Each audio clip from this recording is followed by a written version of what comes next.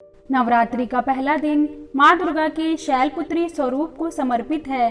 पर्वतराज हिमालय के घर पुत्री रूप में उत्पन्न होने के कारण इनका नाम शैलपुत्री पड़ा। नवरात्र पूजन में पहले दिन इनकी उपासना का विधान है।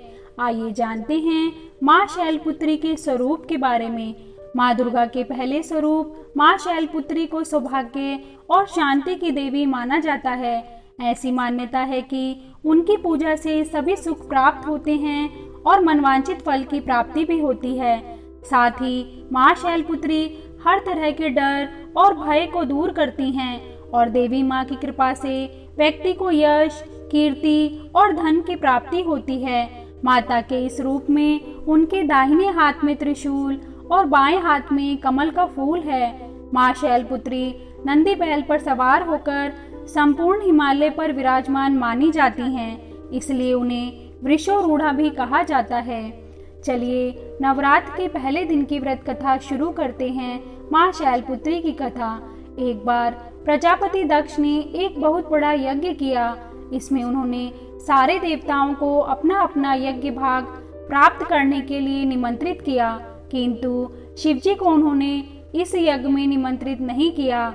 माँ सती ने जब सुना कि उनके पिता एक अत्यंत विशाल यज्ञ का अनुष्ठान कर रहे हैं, तब वहां जाने के लिए उनका मन विकल हो उठा।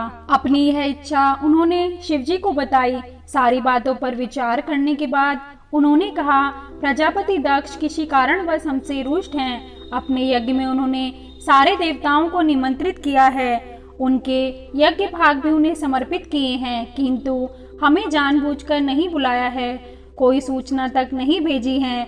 ऐसी स्थिति में तुम्हारा वहां जाना किसी प्रकार से भी उचित नहीं होगा। शिवजी के इस उपदेश से माँ सती का प्रबोध नहीं हुआ। पिता का यज्ञ देखने वहां जाकर माता और बहनों से मिलने की उनकी व्यग्रता किसी प्रकार भी कम ना हो सकी। उनका प्रबल आग्रह देखकर भगवान शंकर जी ने उन्हें वहां जाने की अनुमति दे दी।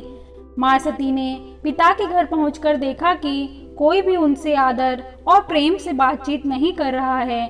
सारे लोग मुंह फेरे हुए हैं। केवल उनकी माता ने ही स्नेह से उन्हें गले लगाया। बहनों की बातों में व्यंग्य और उपहास के भाव भरे हुए थे। परिजनों के इस व्यवहार से उनके मन को बहुत कष्ट पहुंचा। उन्होंने यह भी देखा कि वहां चतुर्दिक भगवान शंकर जी के प्रति तिरस्कार का भाव भरा हुआ है। दक्ष ने उनके प्रति कुछ अपमानजनक वचन भी कहे। यह सब देखकर माँ सती का हृदय शोक, ग्लानि और क्रोध से भर उठा। उन्होंने सोचा, भगवान शंकर जी की बात ना मानकर यहाँ आकर मैंने बहुत बड़ी गलती की है। वे अपने पति भगवान शंकर जी के इस अपमान को सह नहीं सकी। उन्होंने अपने उस रूप को उसी समय वहीं योगाग्नि द्वारा जलाकर भस्म कर दिया। वज्रपात के समान इस दारुण दुखद घटना को सुनकर शंकर जी ने क्रुद्ध हो अपने गणों को भेजकर दक्ष के उस यज्ञ का पूर्णतः विध्वंस करा दिया। माँ सती ने योगाग्नि द्वारा अपने शरीर को भस्म कर अगले जन्म में शैलराज हिमालय की पुत्री के रूप में जन्म लिया। इस बार वे शैलपुत्री नाम से विख्यात हुई। पार्वती, हेमवती भी उन्हीं के नाम हैं। उपनिषद की एक कथा के अनुसार इन्हीं ने हेमवती स्वरूप से देवताओं का गर्व भंजन किया था। इस तरह पहले दिन की व्रत कथा संपन्न हुई। जय माता दी। आइए जानते हैं माँ शैलपुत्री की पूजा विधि के बारे में। माँ शैलपुत्री की तस्वीर स्थापित करें और उसके नीचे लकड़ी की चौकी पर लाल रंग का वस्त्र बिछाएं। इसके ऊपर केसर से श्याम लिखें और उसके ऊपर मनोकामना पूर्ति गुटिका रखें। इसके बाद हाथ में लाल पुष्प लेकर शैलपुत्री देवी का ध्यान करें और मंत्र बोलें।